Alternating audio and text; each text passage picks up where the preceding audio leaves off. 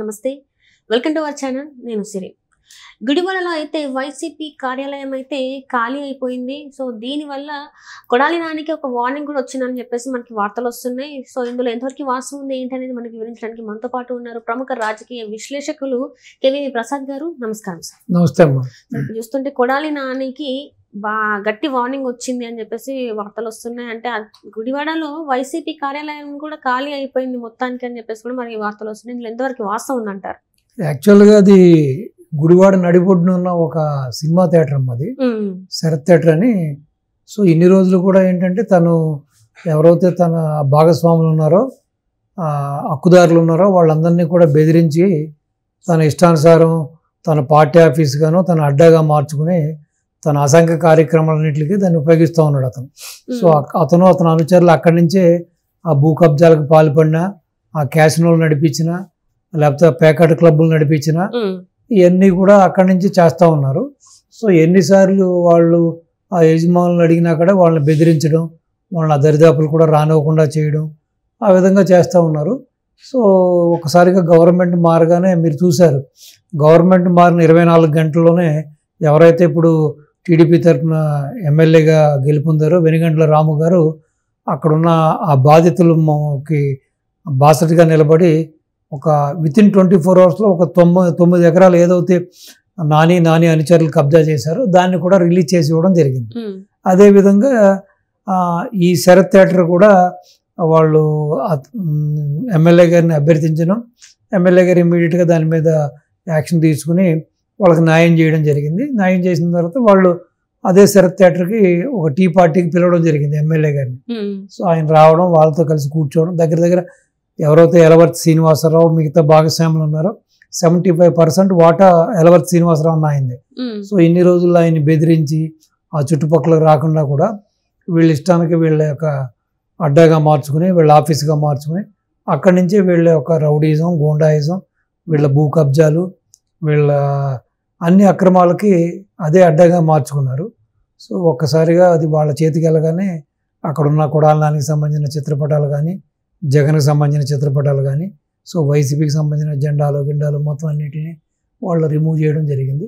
So ఇన్నాళ్ళకి శరత్ థియేటర్కి plus యజమానులకి న్యాయం జరిగింది. ఇది మాత్రమే కాకుండా వెనుగండ్ల రాము గారు ఏం చెబుతున్నారంటే, ఇంకా ఈ గడ్డం గ్యాంగు ఎవరైతే కొడాలి నాని అనుచరులు ఉన్నారో ఇంకా ఎన్నో భూ కబ్జాలకి, ఎన్నో అక్రమాలకి పాల్పడ్డారు. సో బాధితులందరూ కూడా బయటకు వచ్చి ఇదిగో మాకు అన్యాయం జరిగిందని చెబితే వాళ్ళందరికి కూడా న్యాయం చేస్తామని చెప్పి కూడా చెప్పడం జరిగింది. అంటే ఇప్పటివరకు చూసుకుంటే ఈ గత 5 సంవత్సరాలు ఏవైతే భూ కబ్జాలకి పాల్పడినవి, ఇంకా చాలా వరకు మనం చూస్తే ఖనిజాల గురించి మైనింగ్ దాని గురించి కూడా మనకు అప్పట్లో చూసాం. ఎన్ని చేశారు ఏంటి అనేది. ముఖ్యంగా ఇందులో ఏంటంటే సిఎస్ పేరు, అంటే ఎవరైతే ఇంతకుముందు ఉన్నారో జవహర్ రెడ్డి, తన పేరైతే బాగా వినిపించడం జరిగింది. మరి వీళ్ళ మీద తగు చర్యలు ఉంటాయా? ఇప్పుడైతే వాళ్ళ స్థలాలు అయితే వాళ్ళకి వస్తున్నాయి.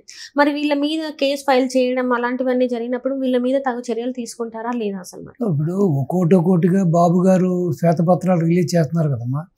రాష్ట్రంలో ఈ విధంగా చాలామంది పొలాలు కబ్జా అయినాయి, ఇళ్ల స్థలాలు కబ్జా అయినాయి, ఇళ్ళు కబ్జా అయినాయి, థియేటర్స్ కబ్జాలైనాయి, రిసార్ట్స్ కబ్జాలైనాయి, క్లబ్బులు కబ్జాలైనాయి. సో ఒకటి కాదు కదా, ఎక్కడైతే వీళ్ళందరి కన్ను పడిందో, ఈ వైసీపీ నాయకులు జగన్ అనుచరుల కన్ను పడిందో, సో చాలా ప్రాపర్టీస్ అన్నీ కూడా హస్తగతం అయిపోయినాయి. ఈవెన్ బాబు గారు శ్వేతపత్రంలో కూడా చెప్పారు, దగ్గర 1,75,000 ఎకరాలు, అంటే దగ్గర 35,000 కోట్ల రూపాయలు ఖరీదు చేసే భూములు అన్యాకృతం అయిపోయినాయి. సో కబ్జాలైనాయి, చేతులు మారిపోయినాయి. సో ఇవన్నీ కూడా ఇప్పుడు బాధితులందరూ కూడా బయటకు రావాలి, వచ్చి కంప్లైంట్స్ ఇవ్వాలి. కంప్లైంట్స్ ఇస్తే వాళ్ళకి డెఫినెట్గా ఈ గవర్నమెంట్ న్యాయం చేస్తుంది. అలాగే కొన్ని అసైన్డ్ ల్యాండ్స్, కొన్ని పోరంబోక్ ల్యాండ్స్, కొన్ని ప్రభుత్వ భూములు కూడా కబ్జా గురైనాయి. సో అవన్నీ కూడా ప్రభుత్వం హ్యాండ్ ఓవర్ చేసుకుంటుంది, హ్యాండ్ ఓవర్ చేసుకోవాలి కూడా. చేసుకుని ఎవరైతే ఇటువంటి కార్యక్రమాలకి పూనుకున్నారో, ఇటువంటి పనులు చేశారో వాళ్ళందరి మీద కూడా జ్యుడిషియరీ మూలంగా కఠినంగా శిక్షించాలి, శిక్షలు కూడా వేయాలి. ఎందుకంటే ఫ్యూచర్లో ఎవరు కూడా ఇటువంటి పనులు చేయడానికి ముందుకు రావడం కానీ సాహసం కూడా చేయకూడదు. సో ఆ విధంగా ప్రభుత్వం ఆ దిశగా చర్యలు తీసుకోవాలి. ఆ విధంగా యాక్షన్ తీసుకుని వీళ్ళందరికీ కూడా మీరు చెప్పినట్టుగానే కఠినమైన శిక్షలు వేయాలి, వీళ్ళని శిక్షించాలి. సో లేకపోతే ఏంటంటే ఇది ఒక పరిపాటి అయిపోతుంది.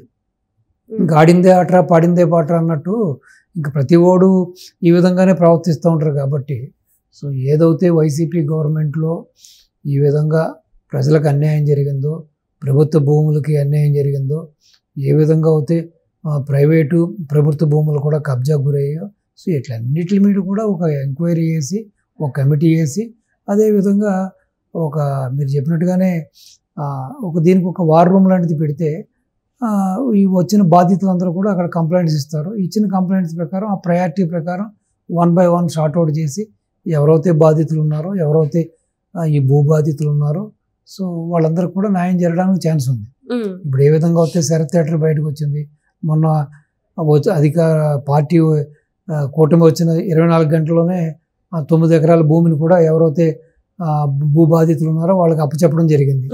సో డెఫినెట్గా నాట్ ఓన్లీ గుడివాడ, ఎంటైర్ ఏపీలో మొత్తం ప్రతి జిల్లాలో, ప్రతి ఊళ్ళో, ప్రతి ఏరియాలో కూడా ఇటువంటి చాలా జరిగినాయి.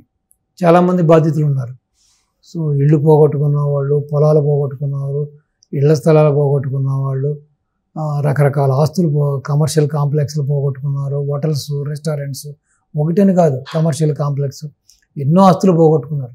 సో వాళ్ళందరికీ కూడా ప్రభుత్వం వాళ్ళ స్పందించి సో వాళ్ళందరికీ కూడా న్యాయం చేయాలన్నమాట.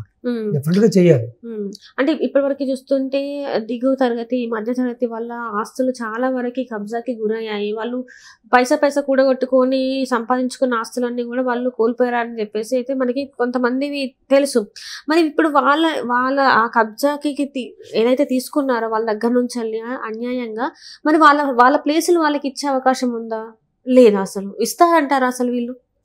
ఇవ్వాలి కదమ్మా. ప్రభుత్వం మీద కూడా ఎన్నో ఆశలు పెట్టుకుని డెఫినెట్గా ఈ ప్రభుత్వం వస్తే మనకు న్యాయం జరుగుతుంది, ఏదైతే మనం కోల్పోయామో అది తిరిగి మన చేతికి వస్తాయని చెప్పి చాలా ఆశతోటి, ప్లస్ ప్రజలందరూ కూడా మూకముడిగా ఒక తాటి మీదకి వచ్చి ఈ ప్రభుత్వానికి అధికారాన్ని ఇవ్వడం జరిగింది.